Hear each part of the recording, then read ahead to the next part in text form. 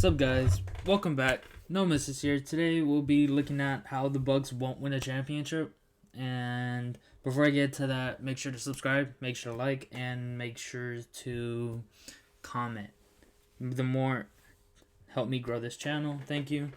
Every view means so much. Thank you, and let's get into it. So here's why the Bucks won't win a championship. I think this is the best team Giannis has surrounded with him. I mean, you have Drew Holiday, good player, all-star caliber player. You have Chris Middleton, efficient as hell. And then you have Giannis, and then Brook Lopez, and then you have Bobby Portis. But this team defensively, they have a top 10 defensive rating. I don't know for sure, but this team has always been good defensively. But they're a good defensive regular team. I mean, when you look at the game plan, and I'm getting into it, but when you look at mainly Coach Budenholzer, it's always kind of the same game plan. Over the last quarter of the season so far, it's been for the past 2 seasons. Let's just give it to Giannis. He goes down court, runs down court, gets a foul, gets into the lane, passes it out, and he's basically a bulldozer, and then we go off of that. And when he's not in, you do the offensive Chris Middleton, Drew Holiday-esque players, Dante DiVincenzo-esque player. But that's not a very good offensive system, especially when you have teams figuring out how to guard Giannis now, especially on playoffs, which is a lot more physical, and they let it be more physical. It started off with the Toronto Raptors learning how to guard Giannis with Kawhi, and then it came to we have to build a wall to stop this guy, and that's whenever you have to do something for a specific player, shows you how great the player is, but it's also the player's thing. It's also the player's mentality to adapt, and that Giannis hasn't really found out to adapt to this wall-built defense where they just build a wall around the rim. And I don't think he has the vision or playmaking that of LeBron-esque players that are built. I'm gonna go inside the paint. I'm gonna drive into the paint, but I'm gonna pass it out. And they have this type of vision. And Giannis doesn't seem to have that type of vision where he has hands around his face, but he knows where the player is. Where LeBron already anticipated where the players are gonna be, and he doesn't even have to look at them because he knows where he's passing. And Giannis hasn't developed that, and I feel like once Giannis develops that, it's gonna be a lot better. But here's why the Bucks won't win a championship. Coach Budenholzer. The last game they played against the Hornets. I realized the Hornets are a decent 3-point team. All their averages with 3-point stats, all their shooting splits, that whole team is just average. And it was a regular season game. And they shot average from 3 in that game.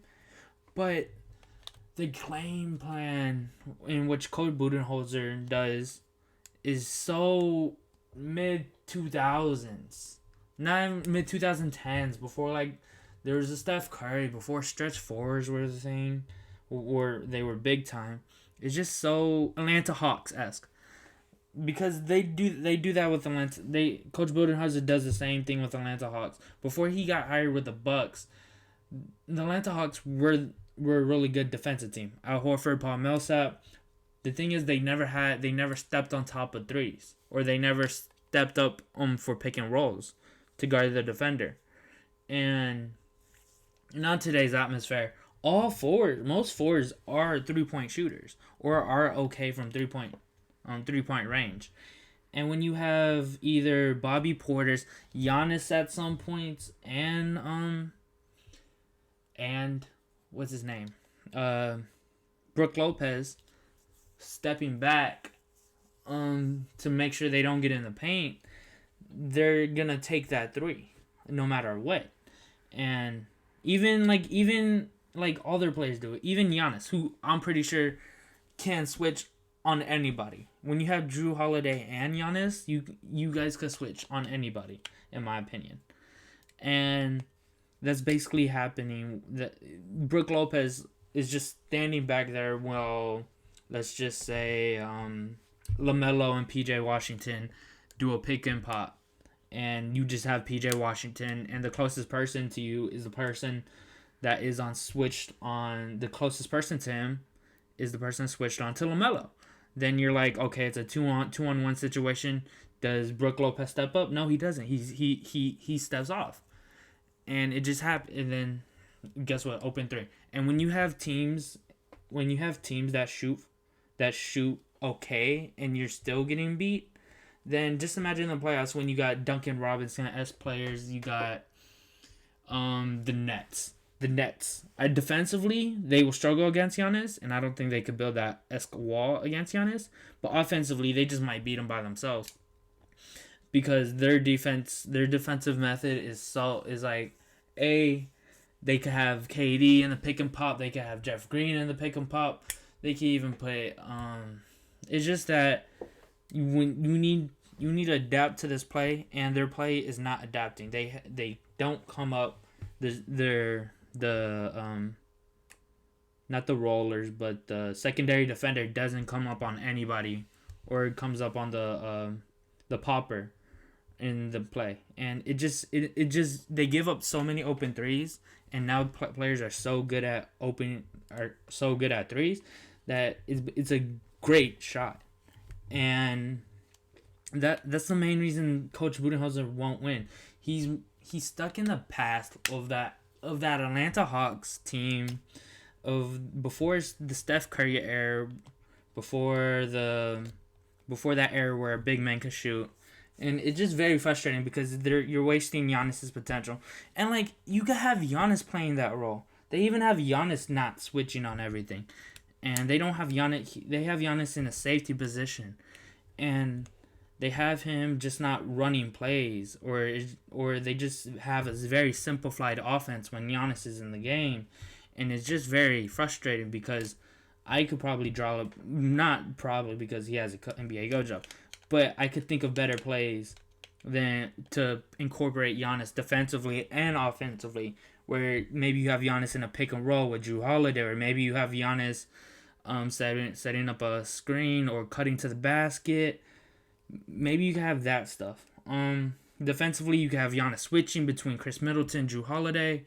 Who else? You have Bobby Portis, who's pretty mobile. Then you have Dante DiVincenzo, who's an okay wing. You have the only player that's struggling to switch is Brook Lopez, and I don't even think he's that big of a. I don't even think he's that like not mobile. I think he could be on his. I think he could like stand on his own.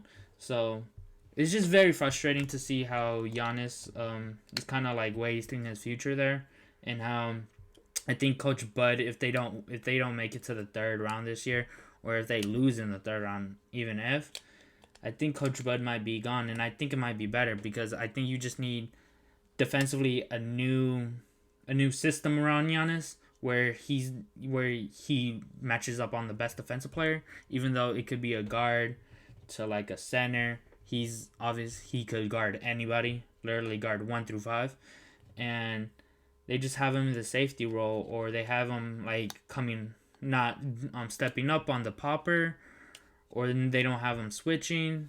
And now the NBA everybody switches, and I just don't see why they can't do that. I think they seem to have the personnel. The only big man that's like very maybe out of his depth for switching would probably be Brook Lopez, but that's the only real big man. Everybody else seems pretty mobile on that team, and so yeah, that's what I think. Giannis might win a championship this year. My prediction, he won't. Because this team's gonna be a really good defensive team, and not in the playoffs though. Once they get down to once they go against the Nets or the Heat or even the like 76ers, I don't see them winning those teams. I could see them as a second round exit. I'm being honest, because I don't think Coach Bud is able to change up his scheme, and throughout history we've seen him where he's unrelenting to change up his scheme. So if you guys have anything to say, make sure to comment, make sure to like, and make sure to subscribe. No misses out. Peace.